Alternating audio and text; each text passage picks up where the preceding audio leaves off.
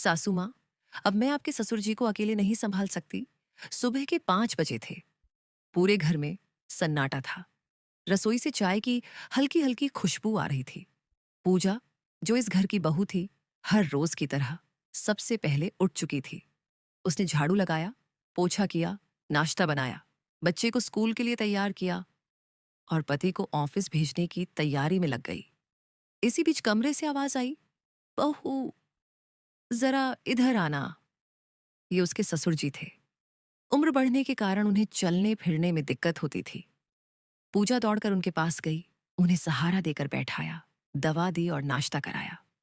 इतने में सासू माँ भी आ गईं।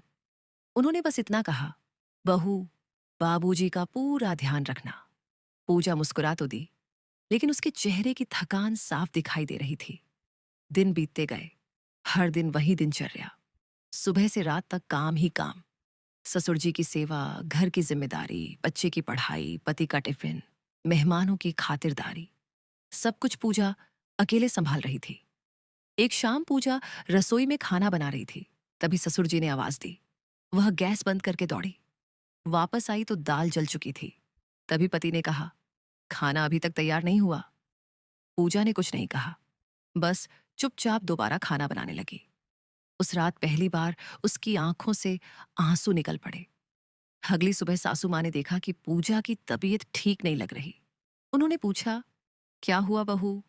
पूजा ने धीमी आवाज में कहा, माँ जी, मैं एक बात कहूं? हाँ बोलो। पूजा ने कांपती आवाज में कहा, सासू माँ, अब मैं आपके ससुर जी को अकेले नहीं संभाल सकती। ये सुनते ही सासू माँ का चेहरा बदल गया। क्या मतलब? तुम ये कैसी बातें कर रही हो?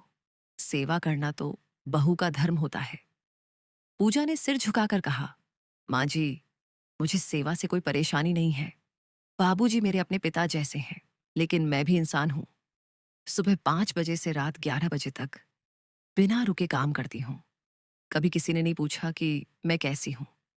अगर मैं बीमार पड़ जाऊं तो इस घर का क्या होगा? पूरे घर में सन्नाटा छा गया।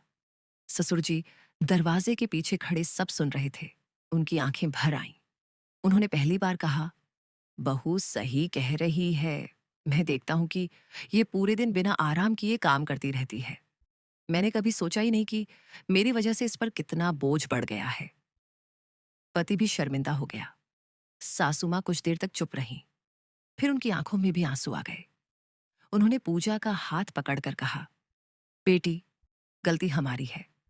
हमने तुम्हें बहू समझा, बेटी नहीं। हमें लगा तुम सब संभाल लोगी, लेकिन हमने कभी